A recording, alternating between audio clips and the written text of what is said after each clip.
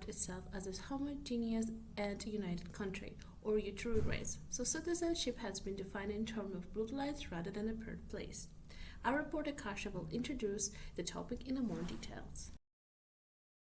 The most important term that we need to address in trying to cover the multiculturalism problem in South Korea is a term called Tanil Minjok, which translates roughly to unitary nation, a unitary nation that is ethnically homogeneous and racially distinctive. Ethnic national identity has been a crucial source of pride and inspiration for people during the years of Korea's transition to modernity. It has also enhanced collective consciousness and internal solidarity against external threats and has served Korea's modernization project as an effective resource. Moving on to Korea's economic development period, we can see that the thought of the unitary nation became reinforced through the experiences of economic growth, the democratization movement, and the foreign currency crisis. For example, Park Chung-hee manipulated nationalist symbols, using them as a political weapons and as a means to enhance Korea's national pride that had been damaged during the colonial period and to promote Korean culture. Throughout the 1960s and 1970s, Koreans recovered national pride and confidence as a result of the rapid economic growth. According to the survey, more people think that Korea is not a unitary nation than people who think it is a unitary nation. In the survey, 1,200 people aged between 19 to 59 were asked if our nation is a unitary nation. And 48% of people said that Korea is not a unitary nation. 45% of people said that Korea is a unitary nation. In some surveys, 68% of respondents said that if the number of foreign immigrants increase, conflicts in Korea's society will expand.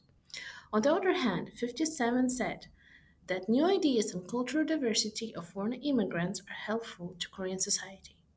We can see that the opinions are different depending on what kind of question was asked. Looking at the success of South Korea under the thought of unity of the Korean nation, we can understand why they're excluding others. The sense of superiority develops in regard to who is included and or who is excluded, and it develops among people of the nation and assessed within the boundary of state. Generally, when a high degree of nationalism is expressed, it can manifest as a racism, like discrimination against people of another nation state or people of another ethnicity. That brings us to the topic of biracial people who are often discriminated against in South Korea. They are described as Honhyol or mixed blood by ethnically pure Koreans known as Sunhyol, literally speaking pure blood. Being pure blooded is framed as being clean and superior, and being mixed blooded implies dirtiness, disorder, abnormality, disability, and much more. Such boundaries, language competency, cultural attachments, and citizenship function as important factors in authorizing oneself as Korean. Skin color as significant markers in the identity formation of mixed race youth. The term Damuhara, which translates into multiculturalism, is described as discourse surrounding who mixed race Koreans are and how they fit into Korean society. With its new national and city level programming, including language and cultural classes, employment advising, daycare, and special libraries for migrants and their children, including financial support and educational assistance programming. However, the term Tomohua is still indexed racial, ethno-linguistic, and national otherness and low economic status, as the type of family remains stigmatized. Tamuhua families are portrayed as needing governmental support. To the South Korean public, the term Damunhwa mainly represented the concept of the melting pot of other countries such as the US. The thought of eliminating discrimination and promoting cultural diversity faded away, and multiculturalism became a tool to fully integrate migrants, especially migrant wives, into Korean society so that they could serve as proper Korean mothers to proper Korean children. In fact, in 2007, even the UN Committee on the Elimination of Racial Discrimination proposed that Korea implement laws to eliminate racial discrimination, something the country still has not done. In 2008, the Multicultural Family Support Act was introduced to provide services for the multiracial families, especially for women from China, Vietnam, and the Philippines, whose children are discriminated against the poor Koreans. These children are often referred to as Caucasian, usually a Korean father and mother from elsewhere in Asia. Cultural family support centers provide marriage counseling, Korean language education services, and even job opportunities to help foreign spouses integrate into Korean society. The government is also planning to assign more immigration officers to screen these marriages to prevent illegal arrangements, such as marriages in exchange for money. Humanitarian organizations have been stepping up as well. This brings us to the topic of skin color in South Korea. Dark skin is a sign of foreignness or an outsider who could never be a true Korean despite sharing a Korean blood tie and Korean citizenship. Unlike blood, skin color makes visible the otherwise invisible line between Korean and non Koreans.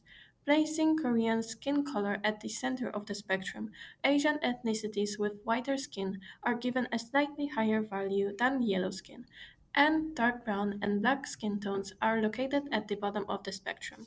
Here is one of the examples of a foreign dark-skinned man being discriminated against in his daily life. 주로 여자들 말이에요. 지나가면 뒤에서 무섭다 이런 소리가 좀 엘리베이터에서도 그런 경우도 좀 있었습니다. 엘리베이터 문 열면서 저 안에 있는 거 보고 좀 엘리베이터를 안 타고 그냥 문 닫는 거 보고 좀 Korean society supports a belief in white superiority and projects discrimination towards mixed race individuals of colors who are associated with less economically powerful countries. Therefore, there's a duality of opinion about mixed race children who were born in a developed country. Regarding to the skin color, it's much easier for mixed race children born to Chinese or Japanese parents to pass a full blood Korean because their phenotype typically looks as similar to general Koreans. When we look at the statistics, the number of children of international marriage and immigrants in the country numbered 67,806 in 2014, which increased from 6,121 in 2005. 96.8% of multicultural children in the nation were born of a Korean father and a foreign mother. The number of marriages with foreign spouses increased by 27.2% from 2021. The number of marriages with foreign spouses increased by 4,027.2% to 17,000 in 2022.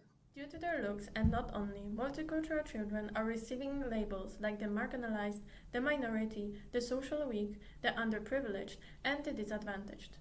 Mixed blood children have recently been acknowledged as the new members of Korean society, especially because their existence will, according to the market forces, be profitable to Korea.